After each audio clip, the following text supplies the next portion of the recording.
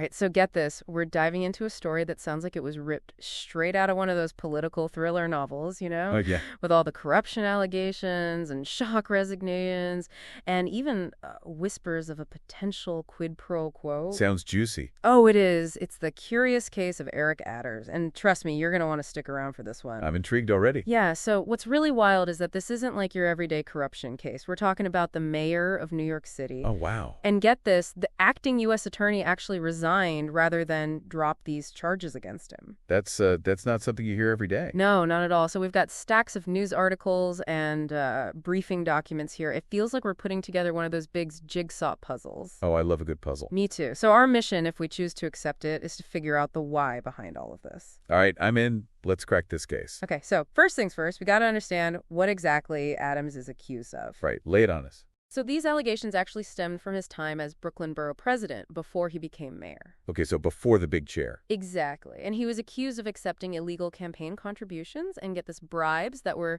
cleverly disguised as lavish travel perks. Oh, so like under the table kind of deals. Yeah, pretty much. We're talking luxury flight upgrades, fancy hotel stays, even a trip to a bathhouse. Wait, a bathhouse? Yeah, bathhouse. Pretty wild, right? Sounds like they were living the high life. It does a little bit. But okay, so it wasn't just about the perks, right? There had to be something more to it. You're right on the money. There's this whole alleged quid pro quo with a Turkish official. This official was trying to get some favors for a diplomatic building in New York City. I see. So scratch my back and I'll scratch yours. Exactly. Prosecutors are claiming that Adams pressured a fire department official to grant permits for this building even though it hadn't passed inspection. Oh, so cutting corners, potentially. Right. It raises some serious questions about whether official decisions were influenced by personal gain. Right, conflicts of interest and all that. Yeah, definitely. But we got to remember that these are just accusations. At this point, Adams has pleaded not guilty. Right, innocent until proven guilty. Absolutely. But the evidence must have seemed pretty solid to the Southern District of New York. You know, the SDNY? Oh, yeah. The Sovereign District, they've got quite the reputation. They do. They're known for being tough on corruption. They go after powerful figures no matter who they are. So the fact that they thought they had a case against a sitting mayor that's saying something. It is. And that's when things take a pretty wild turn. Oh, here we go. The Justice Department enters the picture. This is where it gets interesting. It does. And not just anyone from the DOJ. Emil Bove III, the acting number 2 guy at the department, he issues this directive to drop the case against Adams. Hold on. So the Justice Department, the very people who are supposed to uphold the law, they're telling prosecutors to drop a potentially strong corruption case. It's definitely a head-scratcher, and what makes it even more bizarre is Bove's reasoning. He argued that dropping the charges was necessary so that Adams could fully cooperate with President Trump's immigration policies. So basically, they're saying national security trumps potential corruption. It seems that way. It's a pretty slippery slope. It raises all sorts of questions about political interference in the legal process. Right, and it put the acting U.S. Attorney Danielle Sassoon in an impossible position. She's essentially being told to drop a case that she believes in, a case her office poured tons of time and resources into building. So what did she do? I mean, you can't just ignore an order like that. Well, she did something that sent shockwaves through the legal world. She resigned rather than obey the directive. Wow, talk about taking a stand. She must have felt strongly about this. Oh, absolutely. And it's even more remarkable when you consider her background. Sassoon is a Republican, a former clerk for Supreme Court Justice Scalia, and a member of the Federalist Society. So this isn't some partisan vendetta. No, not at all. In her resignation letter, she wrote, "Dropping the charges would be inconsistent with my ability and duty to prosecute federal crimes without fear or favor." Powerful words. It sounds like she felt this order from the Justice Department was a direct violation of her ethical obligation as a prosecutor. It does. And get this, Sassoon's team wasn't just sitting on those initial charges. They were actually preparing to bring even more serious accusations against Adams. Oh, really? Like what? We're talking destroying evidence, obstructing justice, and engaging in a straw donor scheme, which is basically a way to illegally funnel campaign contributions. Wow, they were building a serious case. So the question is, why would a prosecutor with Sassoon's background and this kind of evidence feel like she had to resign? What kind of pressure was she under? It's like we've stumbled into a real-life political thriller full of hidden motives and backroom deals. Buckle up, this is going to be a wild ride. Yeah. Yeah, it's like House of Cards meets Law and Order. Totally. And Sassoon's resignation letter, it actually hints at something even more intriguing. She alleges that Adams' lawyers proposed a quid pro quo. Okay, now that's where things get really spicy. So a quid pro quo that's basically a you scratch my back, I'll scratch yours kind of deal. Right, tit for tat. Exactly. And in this case, Sassoon is saying that Adams' lawyers were basically implying that he would help out with the DOJ's priorities. You mean Trump's immigration policies? Exactly. But there was a catch. This help would only come if the indictment against Adams was dropped. Oh, so Adams walks free, and in exchange he becomes this valuable ally for Trump's agenda. It's getting more and more like a political thriller every minute. It's definitely an eyebrow-raising situation. And then when you add in the fact that Trump himself, he'd actually criticized Adams' prosecution publicly and even hinted at a pardon. Wait a minute. So you're saying that while the DOJ is trying to get these charges dropped, Trump, who appointed Bove, is out there publicly talking about the case and suggesting a pardon? That's what happened. That doesn't exactly look good. It does make you wonder if the Justice Department was really acting independently or if there was some strings being pulled from somewhere else. And remember Bove, the guy who gave the order to drop the case? He was Trump's defense lawyer? Oh, yeah, that's right.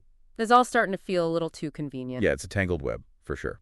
And then to make things even more complicated, two senior officials in the DOJ's public integrity section, they resigned when they were asked to take over the case after Sassoon stepped down. So it wasn't just Sassoon. There were others in the DOJ who weren't okay with how this whole thing was going down. Seems that way. And those resignations are a really big deal. They're basically saying, we're not going to be a part of this.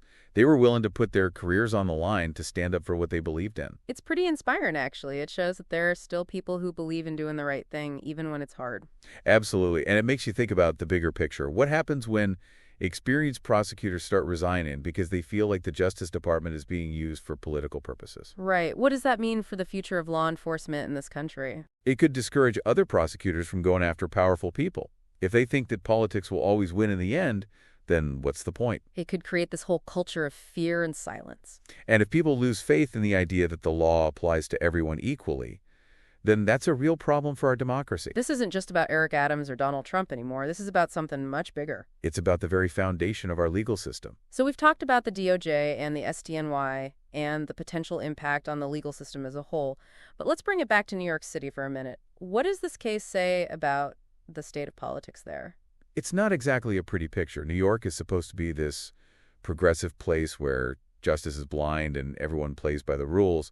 But this whole situation suggests that even in New York, power and influence can be used to get away with things. It makes you wonder what else is going on behind closed doors, if this is what's happening in broad daylight, what's lurking in the shadows. It's a worrying thought, and it can really damage people's trust in their government. If they start to believe that the system is rigged against them, why should they even bother to participate? Right. It breeds cynicism and apathy. Exactly. And that's why it's so important to shed light on these kinds of cases. By exposing corruption and holding those responsible accountable, we can start to rebuild trust and remind people that the fight for justice is worth it. It's a reminder that we can't just sit back and expect things to magically fix themselves. We have to be active and engaged. We have to demand better from our leaders. We have a responsibility to hold them accountable. Okay, we're going to take a quick breather here, but when we come back, we'll explore what this case might mean for the future of New York City and beyond. We'll also talk about the potential consequences for everyone involved and discuss what we can all do to protect the integrity of our institutions. We'll dive deeper into these big questions about accountability, transparency, and the role of an informed and engaged citizenry in safeguarding our democracy. We're back, and it's really been something going through all these twists and turns in this Eric Adams story. It's like we've gone beyond just legal stuff and politics. Yeah, it really gets you thinking about the bigger picture.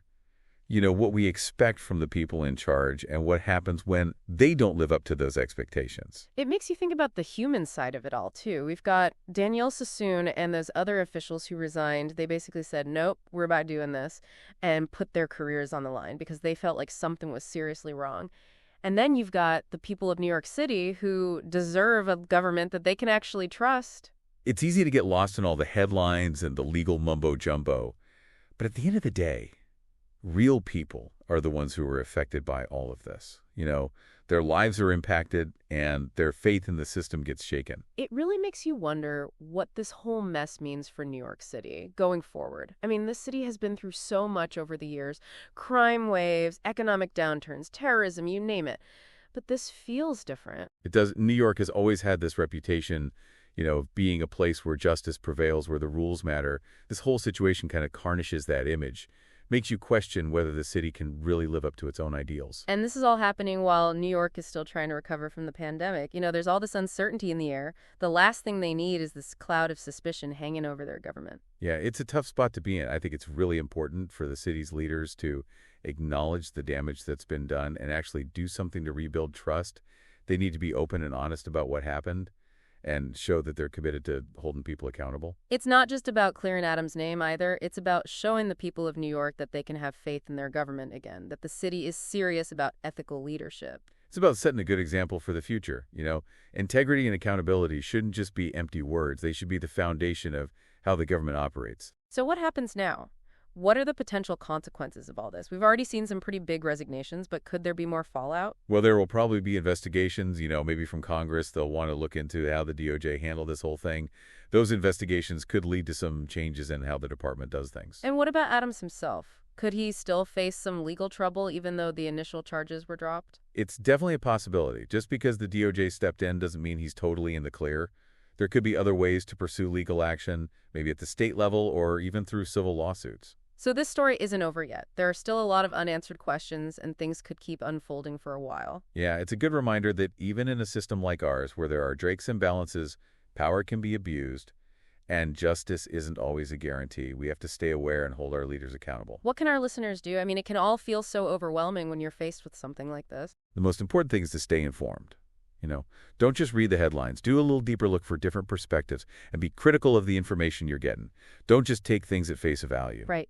Ask questions, do your own research, and come to your own conclusions. And then get involved, participate in your local government, reach out to your elected officials, make your voice heard. It all makes a difference. This deep dive has been quite a journey. We started with allegations of corruption, then we had those shocking resignations, and we even explored the potential impact on New York City and the whole country. But it's a journey that we're all on together. This isn't just about Eric Adams or the Justice Department. It's about the kind of society we want to live in and the values we believe in. It's about justice, accountability, and speaking up for what's right. Those words from Daniel Sassoon really stuck with me.